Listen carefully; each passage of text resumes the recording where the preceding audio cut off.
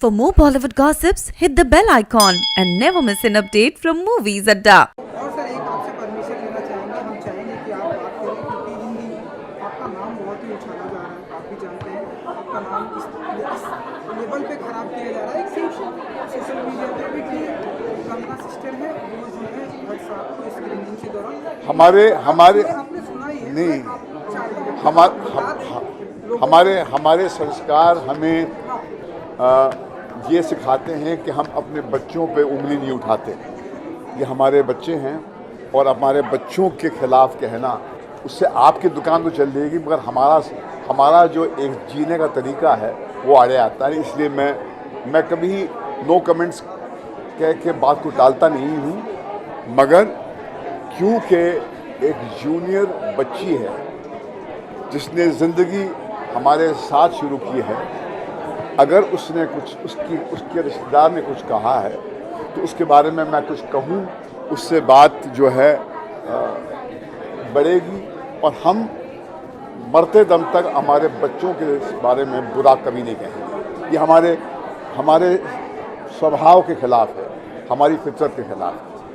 मतलब उन्होंने गलत, ये बातें गलत है, आप ऐसा मानते हैं? आप मुझसे बुलवाना चाहते हैं, मैं कुछ नहीं बोलूँगा। उन्होंने कही है, बात कही है, बड़े लेवल पे वायरल किया जा रहा है, इसलिए मैं आपसे कही है।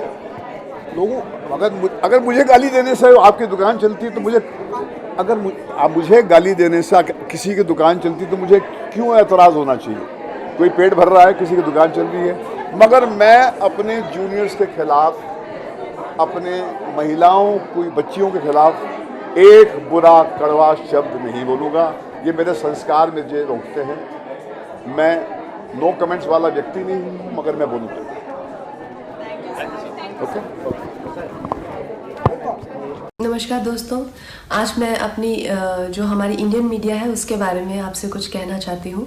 लेकिन मैं ये ज़रूर कहूँगी कि ऐसा नहीं है कि हर जगह अच्छे लोगों के साथ में कुछ बुरे लोग भी होते हैं। और जो मीडिया है उसने जितना मुझे प्रोत्साहित किया है, जितना मुझे प्रेरित किया है, इतने अच्छे सलाहकार, इतने अच्छे दोस्त जो मुझे मीडिया में मिले हैं, मैं कहूँगी कहीं ना कहीं मेरी सफलता में उनका बहुत बड़ा हाथ है, उनकी मैं हमेशा आभारी रहूँगी।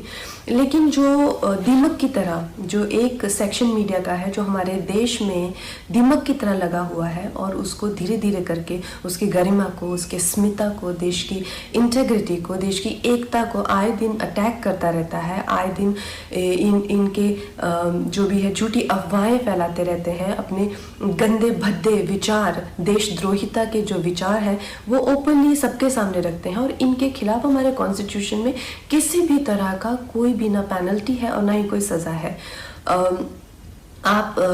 तो इस चीज़ से मुझे बहुत ही ज़्यादा ठेस लगी और मैंने अपने आप में ही ये डिसाइड कर लिया कि ये जो दो गली मीडिया है, ये जो बिकाऊ मीडिया है जो खुद को लिबरल कहती है, सेक्युलर कहती है, और कुछ नहीं है, 10वीं फेल भी नहीं है ये लोग सूडो लिबरल हैं और ये लोग बिल्कुल भी सेक्युलर नहीं है। अगर ये सेक्युलर होते तो हमेशा धार्मिक चीज़ों को लेके देश की एकता पर हमेशा प्रहार नहीं करते।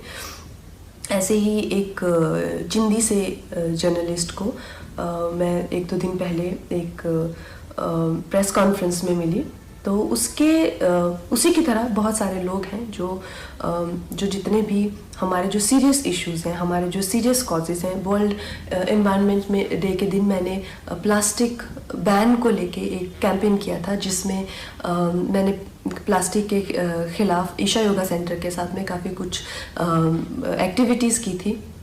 इस जर्नलिस्ट को मैंने उसकी खिल्ली उड़ाते हुए देखा।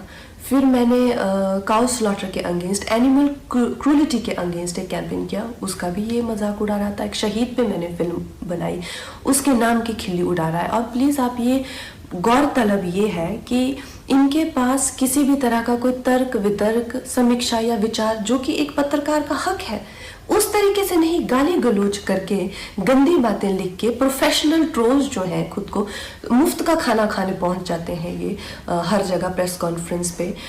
मैं जानना चाहती हूँ कि कोई तो क्राइटेरिया होना चाहिए कि अगर आप खुद को जर्नलिस्ट कह रहे हैं, क्या आपने किया हुआ है? मुझे एक अपना लिखा हुआ कोई ना कोई एक पीस या एक ब्लॉग, जैसे मैं खुद को अगर कलाकार कहती हूँ तो कुछ तो होना चाहिए टू माई क्रेडिट। आप खुद को क्यों पत्रकार कह रहे हैं? किस लिए आप पत्रकार बने हुए हैं?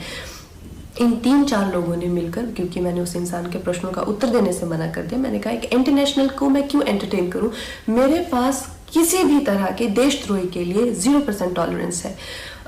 तो 3-4 लोगों ने मिलकर मेरे खिलाफ एक कोई गिल्ड बनाई है, शायद कल ही बनी है, ना ही उसकी कोई मान्यता ही है और ना ही उसकी कोई धार नहीं है। तो उस गिल्ड के चलते हुए लोगों ने मुझे धमकी देना शुरू किया है कि मुझे बैन कर देंगे या मेरी कोई चीज़ का मुझे कवर नहीं करेंगे या मेरा करियर बर्बाद कर देंगे। अरे नालायकों, देशद्रोहियों, बिकाऊ लोगों, तुम लोगों को खरीदने के लाखों भी नहीं चाहिए, तुम लोग तो इतने सस्ते हो, 50-60 रुपए में बिछ जाते हो। जो अपनी देश के साथ गद्दारी करे, अपनी ही थाली में जिसमें खाते हैं उसी में छेद करते हैं, तुम जैसे नालायक मुझको बर्बाद करोगे। तुम लोगों के बाप दादाओं को भी मैंने लोहे के चने चबाए हैं। आज मैं, अगर तुम लोगों जैसे लोगों की चलती ना मूवी माफिया, और तुम जैसे सड़े हुए सूडो जर्नलिस्ट की चलती, तो आज मैं इंडिया की टॉप एक्ट्रेस और हाईएस्ट पेड एक्ट्रेस नहीं होती। मैं तुम्हारे सामने हाथ जोड़ती और कह रही हूँ कि प्लीज़ मुझे बैन करो, क्योंकि मैं नहीं चाहती कि मेरी वजह से तुम लोगों के घर में चूल्हा जले। और इससे ज़्यादा बड़ा एहसान आप मुझ पे नहीं कर सकते कि आप मुझे बैन कीजिए। और जो भी मेरे भाई बहन इस देश के जो युवक युवतियाँ हैं जिन्होंने इन लोगों का बहिष्कार किया है, और जब मणिकर्णिका फिल्म भी आई थी और मूवी माफिया उसके अगेंस्ट पूरी गैंगअप हो गई थी, तो इन बच्चों ने इतने अच्छे तरह से हर दिन we stand with Manikarnika trend किया, उस फिल्म को बहुत सफल बनाया। फिल्म ने 150 करोड़ से ज़्यादा का बिजनेस किया, और इस चीज़ से मुझे इतना गर्व है अपने देशवासियों पर। आप लोगों के लिए जो हो पाएगा उससे भी ज़्यादा करके दिखाएंगे। बहुत बहुत धन्यवाद।